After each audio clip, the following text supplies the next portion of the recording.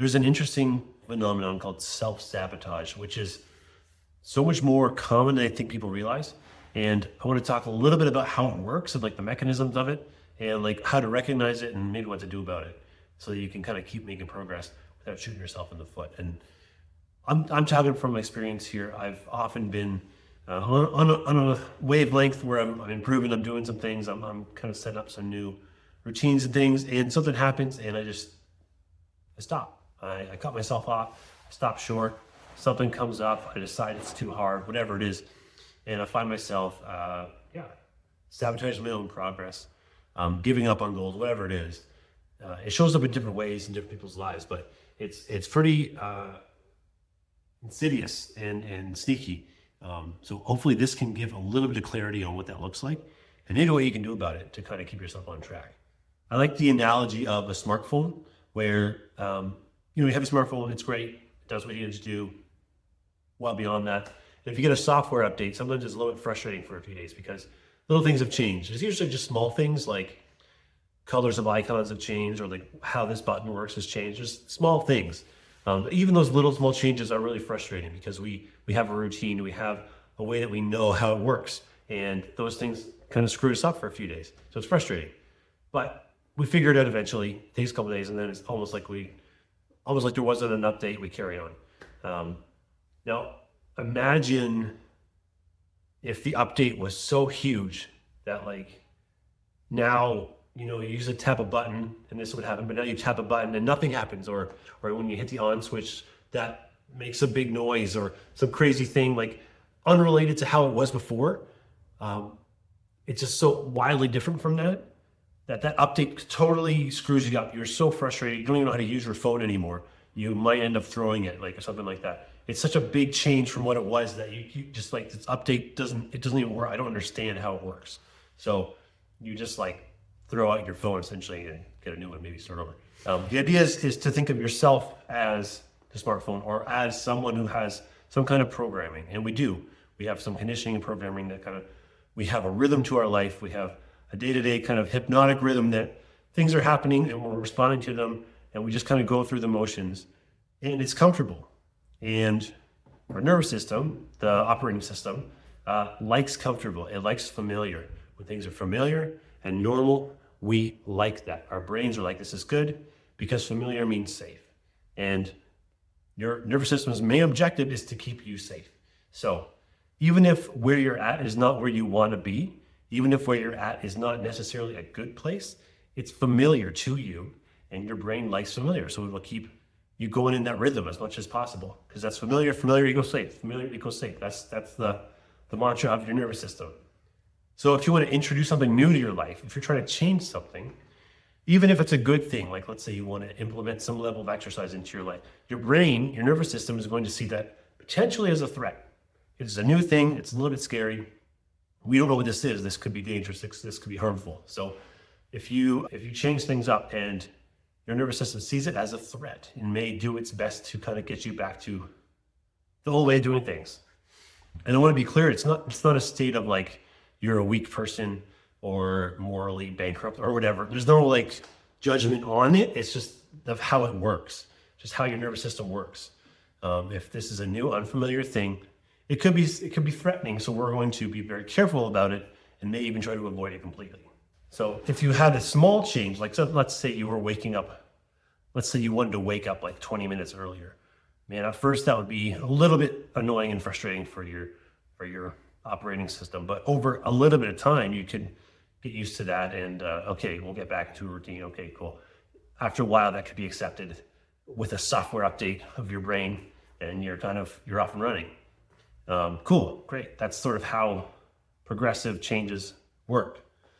If you were to do a massive software update where, okay, we're going to exercise, we're going to be eating like this, we're going to wake up with the sun, we're going to not eat sugar ever again, we're going to, whatever, start a new relationship.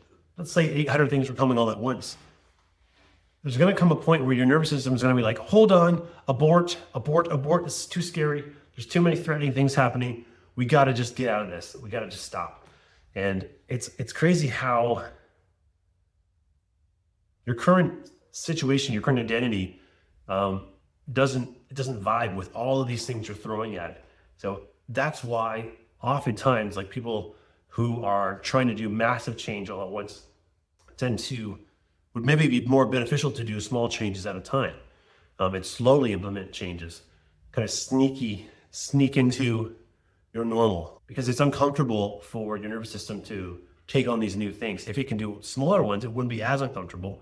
So you gotta kind of find a level of discomfort that you can handle and then make the shift. There's a book called Dopamine Nation by Anna Lemke, and there is a mechanism where you get when you get cheap dopamine, and this is tying into the idea of self-sabotage. So if you were to eat some delicious Doritos, we'll say, like let's say you're on a diet, you're on a pretty rigid eating plan, and you cheat and you have some Doritos. There's a release, a cheap high of dopamine when you eat something super sugary or fatty or salty, and all of those together is like the ultimate, where you get a huge spike in dopamine, but it's cheap. You haven't earned it. You're just eating something that's giving you that high, which is nice for a second, and then it fades off. But for every action, there's an opposite reaction. So if this is baseline and you've jumped up here with your dopamine, you're like, wow, this is amazing for like a moment. It comes down, but it doesn't go back to normal. It goes below. So there's an opposite below. So you're feeling great, and then you're immediately feeling not great, and you're feeling terrible. That's coupled with feelings of like guilt and shame and like, I shouldn't have eaten it. And this is the point where the sabotage happens. If we can't get out of this pit, this is where we fall off the plan, where we give it, where we say, fuck it. I guess I'm just a loser, and we go back to the way we were before. Because it's right now, this feeling this low is so uncomfortable that we want to find some kind of level of normal. So we just like, screw it, we're going back to the way we did before, because that's familiar and safe, et cetera, et cetera. So that's the cheap dopamine thing. But there's a way to hijack it. If we chase the cheap dopamine, which gives us that quick high, followed by a very big low, we can hijack that system by seeking out the low first, and knowing that we'll get the opposite is we'll get a high afterwards. So seeking out something that is of some level of discomfort is going to be followed by a dopamine rise. And those rises tend to be prolonged. They're not just a spike and they're down. They're like up and then a continuous forward. So how do we do that? There's different ways to do that. One is by doing something like exercise, which is a stressor to the body and some level of discomfort. But when you're done, you hear people talk about like a runner's high, where they're feeling great afterwards.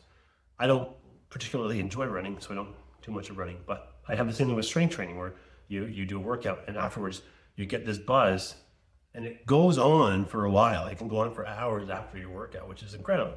So it's like the high value dopamine, not the cheap stuff, which you have to do the low stuff. You do the work first, and then you get to receive that for a long time. You can sort of hijack the system and kind of get high in your own supply of dopamine by doing the hard thing and then getting the reward, which is that prolonged dopamine. It feels good to do something. Like if you win, you get a little boost of dopamine. If you planned to do something and you do it, like, hey, I'm going to get up early, and you do it, you get a little bit of that. And you can kind of build on that. Like you get a little dose of dopamine. Hey, I got up early. This is great. Well, I might as well exercise. Hey, let's get some more. Hey, let's get some more. Hell, I did those two things. Maybe I'll just eat a little bit better today. Hey, boom, boom, boom, boom. You're like riding the dopamine wave. You're surfing. Compared to, I'm gonna eat some chips. I feel great. I feel awful. Fuck it. That's how it goes. You can hijack that system so that you start with the low. Give yourself the low. Intentionally pursue the uncomfortable thing. It doesn't have to be deadly, but like mildly uncomfortable, because you get rewarded with the other side of it afterwards. A prolonged high. There you go. So for me to get up early to exercise, for some people, they're like, that's crazy. How can you even enjoy that? It's ridiculous. And there are times when I really don't enjoy it. But I have to think about after that. The working out now for the after effect, which is feeling amazing. And if you take that view longer, I'm working out today so that I feel good next year. I'm working out today so I feel good 5 years from now. You know, it's not just about the dopamine high right after, but it's that mindset that I'm doing this today so that tomorrow I can do this. I'm doing this today so that tomorrow I don't feel like shit.